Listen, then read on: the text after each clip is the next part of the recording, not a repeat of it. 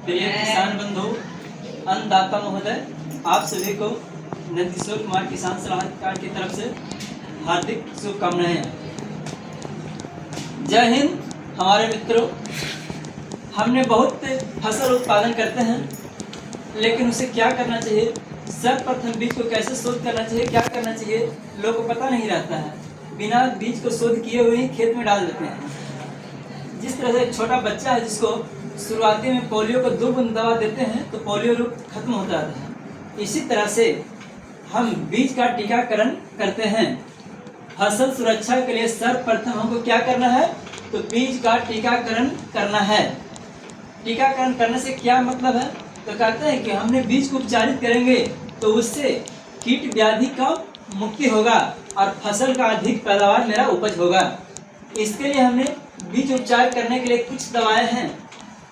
तो कहता है कि पहला ट्राइकोडर्मा हम दवा लेंगे, जो 5 से 6 ml दवा है, जो 1 लीटर पानी में मिला करके या फिर 1 किलो बीज में डाल करके हमें उसे शोध करेंगे। 5 से 6 मिलीलीटर दवा है जो 1 किलो बीज के लिए हमें जरूरी है।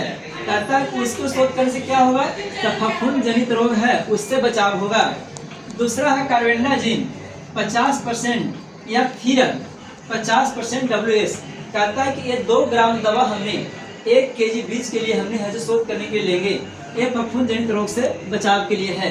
कहते हैं कि इससे किस किस फसल को हमने दवा से प्रयोग करेंगे, तो कहता है कि रबी फसल में हमने इसको शोध करने के लिए चना है, मसूर है, गेहूं है, उससे हम शोध कर सकते हैं।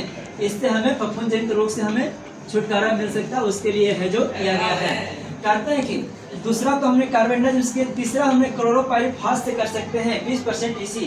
कहता है इसको मूंग और सरसों फसल को छोड़ करके बाकी फसलों को कर सकते हैं हमने क्लोरोपाइरीफास से।